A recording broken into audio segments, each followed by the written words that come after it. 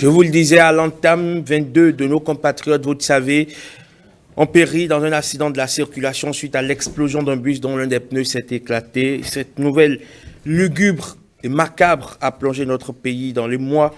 Point donc n'est besoin de remuer le couteau dans la plaie ou de ressasser indéfiniment un drame survenu inopinément et très difficile à accepter pour les familles des victimes qui doivent se résoudre à se contenter au mieux des reliques calcinées de leurs parents défunts. Il y a aussi ces victimes condamnées à vivre probablement avec cette pesanteur émotionnelle et psychologique ou avec une infirmité du fait de cet accident de la route qui change le cours de leur vie. Quelle prise en charge psychologique pour les victimes directes et indirectes de ce qu'il convient désormais d'appeler le drame de Dassa, qui restera probablement dans l'histoire. Pour en parler, je reçois pour vous ce matin un invité de taille qui sera présenté par Génial Afouda Mossi, avocat. Bonjour et bienvenue. Bonjour Herman, comment vous portez-vous? Bien, merci et vous? Pas mal, on fait aller. J'espère qu'on se remet progressivement de ce choc émotionnel. Ce n'est pas facile, vous l'avez dit, hein, c'est même nous qui n'avons pas forcément des proches dans cet accident, eh bien, c'est un coup dur psychologiquement pour tout le monde. Vous l'avez vu dans la rédaction hier, c'était glacial, glacial. Et puis il y a ces questionnements soulevés par un internaute qui a perdu son frère et à qui nous avons une grosse pensée d'ailleurs ce matin, qui est une amie personnelle et qui se demandait comment ces personnes-là ont pu se débattre parce qu'elles criaient, selon ces personnes qui étaient témoins de l'accident, elles criaient, elles essayaient de se débattre avant, pourquoi pas, de céder leur dernier souffle. On mérite tous la mort, mais surtout pas de cette façon. De cette façon-là, tout à fait. Et justement, on ne peut pas faire grand-chose, nous. Mais comme vous l'avez dit, un accompagnement psychologique, je pense que c'est déjà le b.a.-ba pour aider ces personnes-là et nous aider, nous aussi, parce que comme vous l'avez dit et je l'ai dit, c'est un choc pour tout le monde. D'où la présence du professeur Magloire Gansou sur ce plateau. Merci à vous, professeur. Je rappelle que vous êtes professeur titulaire de psychiatrie et entre autres, vous êtes également spécialiste du psychotrauma. C'est à ces titres-là que vous êtes ici avec nous sur ce plateau. Bienvenue à vous sur 5 sur 7 matin. Merci madame, merci de m'avoir invité à cette émission. Alors, comment vous en tant que spécialiste, comment d'entrée de jeu se sent une personne qui a vécu quelque chose d'aussi atroce, déjà en tant que victime et ensuite en tant que proche d'une victime? Merci madame. Je voudrais d'entrée de jeu présenter mes vives condoléances à toutes les familles éplorées, vraiment éplorées par cet événement très douloureux. Présenter également mes condoléances à toute la nation béninoise, parce que c'est un événement traumatisant, vraiment traumatisant. Au fait, pour répondre à votre question, comment est-ce qu'on vit cela? Je crois qu'il faudrait comprendre quelque chose de très important. Nous sommes face ici à un traumatisme. Le traumatisme, généralement, nous connaissons le traumatisme physique, c'est-à-dire une fracture osseuse, par exemple, c'est un traumatisme physique. Mais nous avons également le traumatisme psychique. C'est de ça qu'il s'agit également ici. Et les psychiatres, psychologues et autres est souvent à côté des urgentistes qui prennent en charge le côté somatique et nous prenons en charge le côté psychique. Donc nous sommes face à un événement traumatisant. C'est-à-dire, c'est une réaction émotionnelle très forte qui fait suite à un événement traumatisant. Un événement extrêmement éprouvant. Mais la caractéristique ici, c'est que ça survient de façon brutale. On n'a pas prévu cela. Vous imaginez le vécu est atroce, douloureux pour tout le monde. J'ai entendu votre collègue dire tout à l'heure des mots très forts. Émotion. J'ai entendu également que vous avez un collègue qui criait jusqu'à mourir. Vous voyez, c'est un choc. Vraiment un choc. Et même pour nous soignants, c'est également un choc. Voilà ce que je pourrais vous répondre. Alors ça, c'est ce qu'il y a de l'état d'esprit. Maintenant, comment est-ce qu'on peut aider ces victimes-là, déjà sur le plan verbal? Quel est le discours? Quoi qu'on dise, il est clair que ça n'effacera pas ce qui est arrivé. Mais comment se tenir? Quel est le comportement, l'attitude à avoir face à quelqu'un, peut-être un survivant ou les proches de ceux-là qui ont malheureusement péri dans ce drame-là? Qu'est-ce qui doit être fait? Le discours ici est très important et c'est des mots bien précis. Ce n'est pas n'importe qui prend en charge un traumatisé psychique. Parce que nous disons dans notre jargon que le mot tue et le mot guérit également. Si l'expression de toutes ces personnes qui viennent au secours n'est pas appropriée, ça ne fera que aggraver le vécu de ce traumatisme par les victimes. Alors, en réalité, comme c'était un choc survenu de façon brutale, c'est comme s'il y a une incrustation de cet événement dans le psyché. Quand nous disons psyché, c'est la pensée. Donc, de façon brutale, cet événement traumatique s'incruste dans la pensée des victimes. Et quand nous disons victimes, et c'est encore là que je rejoins votre collègue qui parlait tout à l'heure des victimes, il y a des victimes directes et des victimes indirectes. Les victimes directes, ce sont ces personnes-là qui ont vécu le drame, mais qui s'en ont sorti ou qui traînent les séquelles. Mais les victimes indirectes aussi, ce sont toutes ces personnes qui ont vu le drame et qui sont restées face à ce drame-là, incapables de faire quoi que ce soit. Jusqu'à le cas là, nous avons vu le bus se consumer tout doucement. Et des gens, on a vu les images. Les personnes étaient debout en train de regarder comme ça. Elles ne pouvaient rien faire. Ces personnes aussi sont à prendre en charge. Donc, c'est très important. Et c'est pour cela que rapidement, et nous saluons vraiment la promptitude du gouvernement, nous saluons la promptitude parce que les aspects là ont été pris en compte tout de suite. La rapidité de l'intervention est très importante et détermine la suite de la prise en charge. Et cela, ça a été fait. Et immédiatement, les urgencistes étaient sur les lieux, dans les hôpitaux, mais également, immédiatement, les psys ont été associés à cette prise en charge. Nous avons vraiment aimé cela. Justement, hein, on salue parce qu'il vient de le dire, c'est extrêmement important. C'est vrai que chez moi, on a tendance à banaliser ces aspects-là, psychologiques. Donc, c'est vraiment important, il faut le dire, ce que le gouvernement fait à ce titre-là. Justement, la cellule mise en place pour accompagner ces personnes-là. Qu'est-ce qui est prévu, si on peut le savoir bien sûr, hein, qu'est-ce qui est prévu, qu'est-ce qui sera fait pour les accompagner? Comment identifier déjà les personnes, surtout les victimes indirectes? Les victimes directes, ça au moins on peut leur mettre le grappin dessus. Oui. Mais les victimes indirectes, les parents des victimes, les parents, les proches, les amis, comment prendre en charge toutes ces personnes? Voilà, merci bien. Une cellule de crise, je dirais, psychologique a été mise en place immédiatement au Palais des Congrès. Et là où je vous parle, c'est des équipes qui sont en place.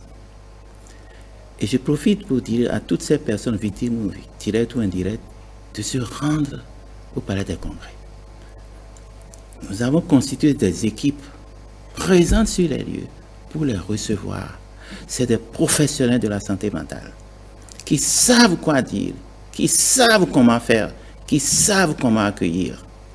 Donc, les mots ne sont pas placés par hasard.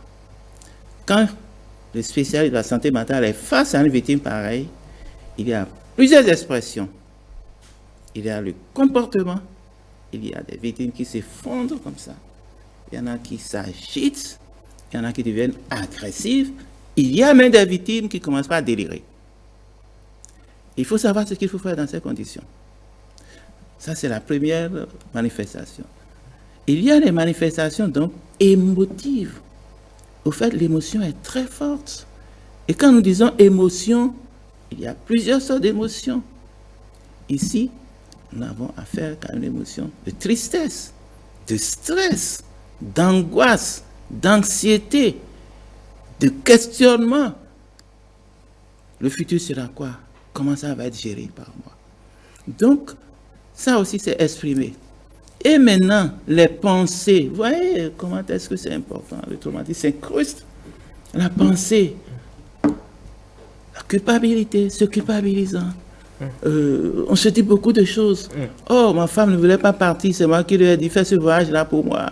Elle n'était pas bien, elle insistait, j'ai dit, maintenant voilà. C'est quoi la culpabilité, voilà. en fait? Alors, si vous permettez, je partage avec vous ce test que j'ai trouvé assez poignant quand même de cette amie qui a perdu son frère. Elle écrivait hier, ce matin encore, je ne réalise toujours pas ce qui s'est passé. Tellement de photos sont passées sur les réseaux sociaux et de vidéos de l'accident. Dans ces flammes, j'avais un membre de ma famille. Je ne peux m'empêcher de me poser des questions horribles. Comment ça s'est passé? A-t-il pleuré? A-t-il crié le nom de Dieu? Est-il tombé? Pendant combien de temps cela a duré? Est-ce que les flammes l'ont vite tué? Ou est-ce qu'il a souffert dans sa chair pendant longtemps? Je revois son visage et ses photos défiler sur les stories des membres de ma famille et je me demande s'il est vraiment mort ainsi brûlé. Il n'a pas mérité cette mort-là. Et voilà, vous avez tout dit, monsieur le journaliste. À cette étape du traumatisme, on rêve. On croit qu'on rêve, on ne croit pas à la réalité. C'est la première étape du choc, ça. Et cette personne, je souhaiterais, si elle n'a pas encore fait, de se rendre de toute urgence au Palais de Congrès. Parce qu'il y a une équipe qui est là. Ce que nous avons fait, ça c'est le premier plan d'intervention. Nous avons encore d'autres équipes en arrière-plan. Lorsque c'est très important, cette deuxième équipe intervient également. Vous voyez, c'est la première étape de ce traumatisme de manifestation. Mais ça encore, ça fait suite à une autre étape. L'autre étape, c'est que quand les manifestations, quand les obsèques autres vont être organisées, c'est encore un deuxième traumatisme. Certainement, l'État s'en est approprié, enfin, a pris en charge tout et tout, mais il y aura certainement des choses qui vont être faites, peut-être une cérémonie officielle ou peut-être autre chose. Mais comment ça va être géré? Et troisième phase, justement, c'est là encore, c'est une des complications graves de cet état de choses, la dépression. Je lis tout ça dans le message de cette personne et il est important que tout cela soit pris en compte. Il y a un aspect qui est sorti là, tout de suite, dans ce que vous avez dit. La gestion du deuil. Vous voyez, les rituels de deuil en Afrique, au Bénin. Vous avez vu? Vous avez entendu? Il a fait allusion à la religion. Il a fait allusion à peut-être, il y a des choses qui n'ont pas été dites là. Des non-dits, merci bien. Mais c'est important. Parce qu'il y en a qui vont réclamer le corps. Et en voilà qui sont brûlés entièrement. Calcinés. Il y en a pour qui le corps est là. Bon, comment ça va se faire tout cela? J'ai appris que les mesures judiciaires sont prises pour faire le nécessaire par rapport à ça. Mais la prise en charge passe également par tous ces aspects de la chose. Ouais, donc la promptitude du gouvernement, je pense qu'elle va se poursuivre, et je l'espère bien, parce que plus ça traîne par rapport à la gestion de ces choses, plus ça accroît la souffrance des patients, la souffrance des personnes. Donc voilà un peu ce que je vais dire. Dans tous les cas, tout est mis en place. Tout est mis en place, je le dis, parce que c'est moi qui ai coordonné toutes les activités. Hier, on est resté sur le site de Soda, juste dans la soirée. Et en arrière-plan, dans les hôpitaux également, il y a des cellules de prise en charge. Même au niveau de la prise en charge de la mère et de l'enfant. De la mère et de l'enfant. Nous avons une unité de prise en charge de la mère et de l'enfant au Centre national hospitalier universel de psychiatrie de Cotonou, où la cellule est également créée. L'unité est également là. Donc vraiment, j'invite tous nos auditeurs, téléspectateurs, de se déplacer. Victimes directes ou familles de victimes, ou indirectes. Famille de victimes directes, victimes directes, ou famille de victimes présents ou ayant vu le traumatisme, de se rendre. Parce que si on tarde, et c'est là la complication, justement. On peut avoir des séquelles sur le long terme. Exactement, vous avez compris. Du fait de ces monoguéries. Exactement. Et ça, c'est extrêmement grave. Et ça peut être dans 6 mois, dans 3 mois, dans 1 an, dans 2 ans, dans 3 ans. Ça peut être complètement invalidant. Complètement invalidant. Pendant que le traumatisme physique a été déjà réglé, la fracture a été déjà soignée, les chocs dermatologiques ont été déjà soignés, mais l'incrustation dans le psychisme de cet événement douloureux est toujours là et fait éruption à tout moment, à la faveur même d'une simple situation. Vraiment d'une simple situation. Voilà ce que je pourrais vous répondre. Alors, professeur Gansou, est-ce qu'aujourd'hui, ces personnes victimes qui s'en sortent fort heureusement, avec, l'action de l'incréé, est-ce que ces personnes seront prêtes à remettre les pieds dans un bus? Il y a souvent, très souvent, c'est justement le travail de prise en charge également. Il y a souvent quelque chose qui s'installe après cela. C'est les réactions d'évitement. Ça va être très difficile pour ces personnes si elles ne sont pas prises en charge. Et la prise en charge se fait de façon bien précise. Nous allons, je ne vais pas rentrer dans les techniques ici. La personne va éviter de prendre le bus tant qu'elle le peut, quoi. Tout le temps. Tout le temps. Tout le temps. Tous les moyens de transport vont être évités. L'endroit, le lieu où le traumatisme s'est produit pourra même être évité. Si la personne vivait à côté, elle préfère faire un grand détour. Donc même le tronçon Peut être sous sa déclenchement de manifestations psychiatriques et psychiques. Vous voyez? Et c'est tout cela que nous prenons en charge, que nous prenons en compte. Donc c'est très important, cette réaction-là. Nous avons traité des personnes, elles sont à 50 mètres de leur maison, victimes d'un accident de la circulation, mais elles préfèrent faire des détours de 2 km pour aller. Pour ne pas passer par là. Il a fallu que ces personnes soient prises en charge pour faire. Et le travail est bien précis par rapport à cela. À mon niveau, ça peut aller. J'ai encore plein de questions puis, qui me viennent en tête parce que lorsque vous vivez ce drame, forcément, il y a tellement de questions qui vous traversent que vous ne savez même plus ce qu'il faut demander. Mais alors, ce que moi j'ai envie de demander, professeur Gansou, est-ce que pour ces personnes-là qui ne viendraient pas spontanément du côté du Palais des Congrès, il y a quelque chose qui est prévu où on ne traitera que ceux qui, de leur plein gré, vont se porter du côté du Palais des Congrès? Je vous remercie. Il est souhaitable que ces personnes se déplacent. Mais, vu les circonstances, l'État peut s'approprier ce rôle également. Et justement, les équipes que nous avons mises en place sont constituées de psy, mais également d'assistants sociaux.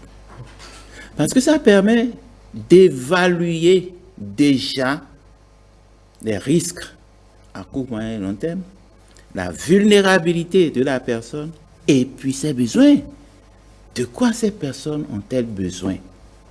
Et là, avec l'aide des assistants sociaux, il y a des CPS un peu partout. Vous voyez?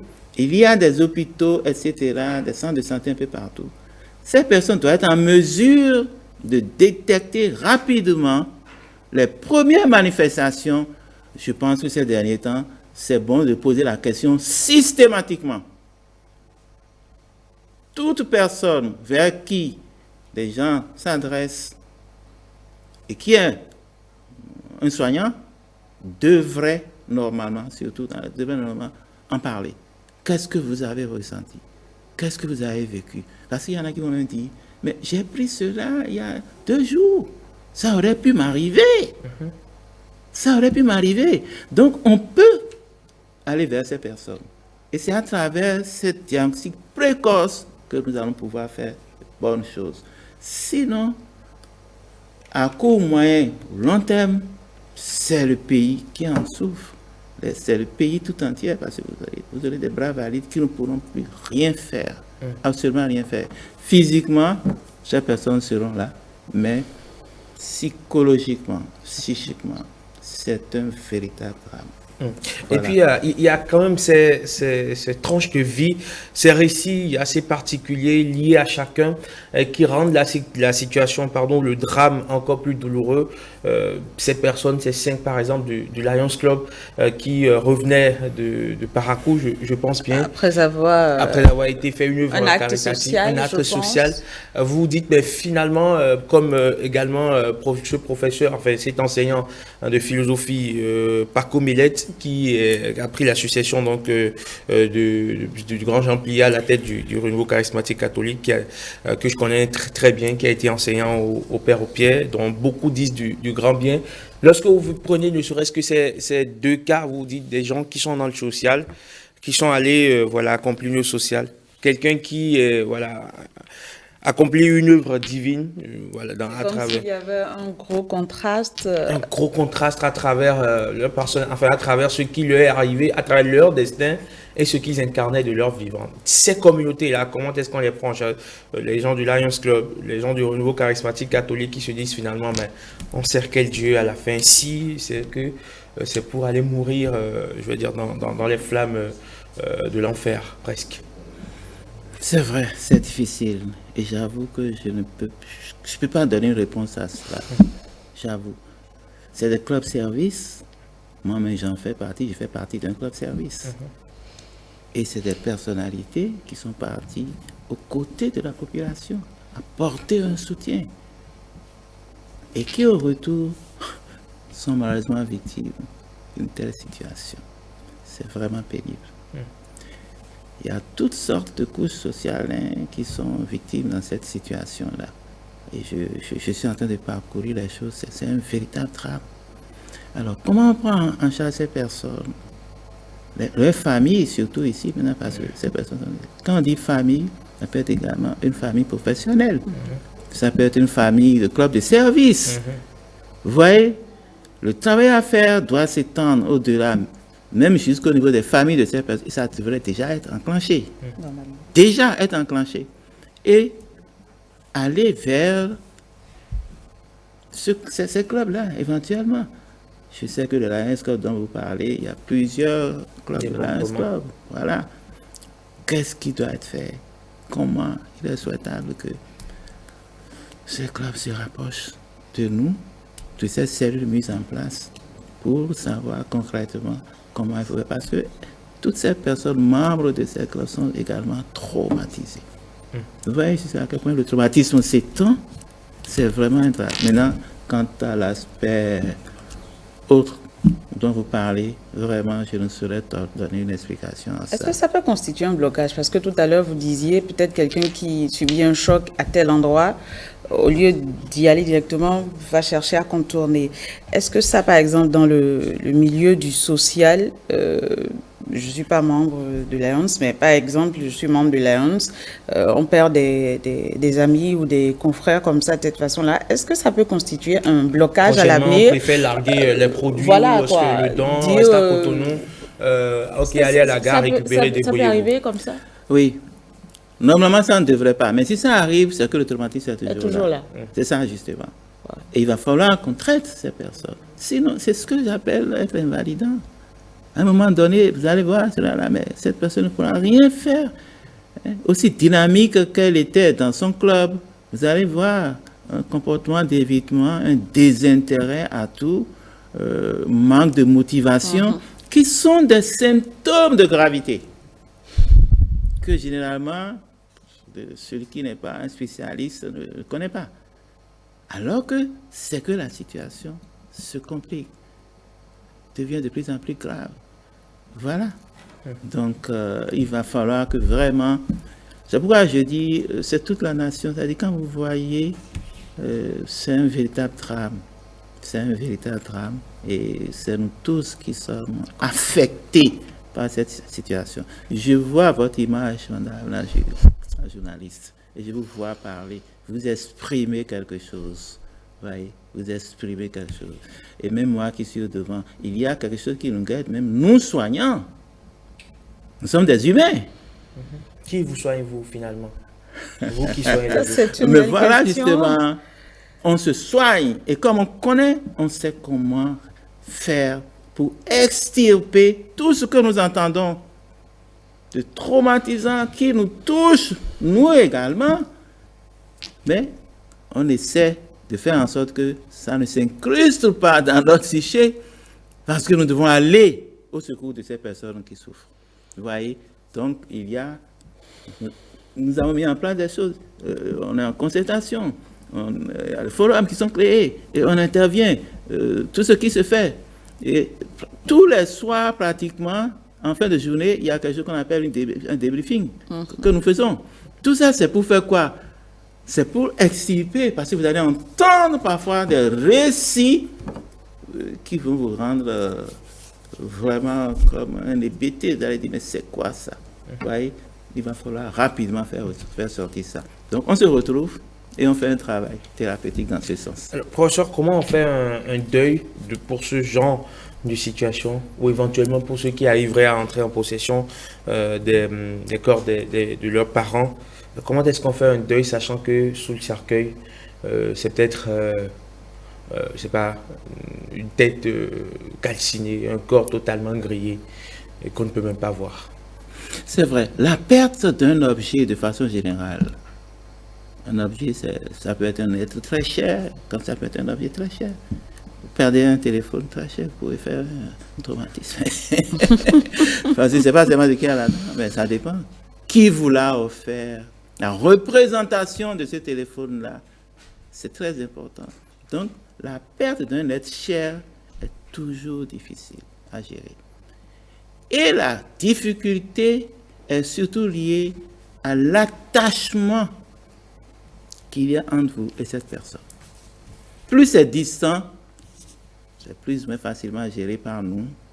Mais quand c'est très proche, c'est difficile. C'est-à-dire, on est anéanti. C'est comme si on n'existe pas soi-même.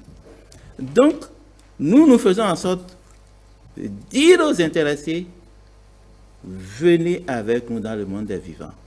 Même si vous avez perdu un être cher, mais vous êtes encore vivant. Donc, venez, restez dans le vivant comme nous. Voilà un travail que nous faisons. La gestion du deuil est vraiment difficile. C'est vraiment difficile. Il y a des étapes, bien entendu, mais ce n'est pas des étapes qu'on plaque aux victimes. C'est la personne qui est devant vous en entretien thérapeutique qui vous inspire la meilleure conduite thérapeutique à tenir. Vous voyez? Donc, au cas par cas, et la gestion du deuil passe également par la prise en charge sociale. La réparation juridique est d'emblée thérapeutique. Vous voyez? Donc, voilà tout le problème. Médical, psychologique, social, juridique. Tous ces 4 aspects doivent être pris en compte de façon holistique face au seul élément que vous avez devant vous, au seul patient que vous avez devant vous. On doit explorer tout ça. Et c'est ce qui est en train d'être fait sur les sites de mise en place de cette cellule. Je pense que ça peut aller. pense aussi. L'ambiance devient assez glaciale. Et voilà, on est tous depuis quelques jours, depuis l'annonce de ce drame, on est tous tétanisés, on est tous sous le choc. Même si nous n'avons peut-être pas un parent direct qui est concerné, on a toujours un proche ou on est toujours relié à quelqu'un qui est aussi quelqu'un victime de ce drame national. On va espérer que les blessures puissent être guéries, et que les blessures émotionnelles et psychologiques puissent être pansées jusqu'à la dernière cicatrice, afin que cela ne s'incruste pas dans la tête donc des victimes et qu'à chaque fois cela ressurgisse comme je vais dire, un marronnier où chaque saison, ça revient, ça revient, ça revient. Merci beaucoup à vous, professeur Ganso, d'être passé sur ce plateau. Je rappelle que vous êtes aussi le directeur du Centre national hospitalier universitaire psychiatrique de Cotonou. D'accord. Donc, merci. Vous savez effectivement de quoi vous parlez. Et donc, on vous remercie pour cet apport. Et on va espérer que toutes ces personnes, vous qui nous suivez en ce moment, si vous êtes victime directe ou indirecte de ce drame qui s'est produit, vous voudriez bien vous porter spontanément vers le palais des congrès. Il y a justement des experts, il y a des professionnels qui vous attendent pour vous porter une assistance psychologique.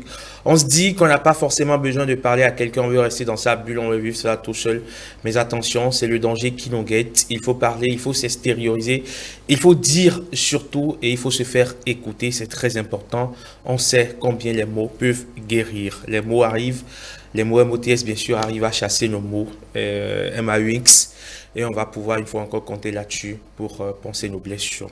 5 sur 7 matin, on va faire un petit break, le temps de nous remettre de cet esprit assez macabre, assez glauque, de cet environnement froid, glaçant, et revenir juste après avec William Apollinaire Tchoki et parler de choses bien plus gaies et parler de choses beaucoup plus créatives, parler d'imagination, parler, on va le dire ainsi, d'œuvres de l'esprit.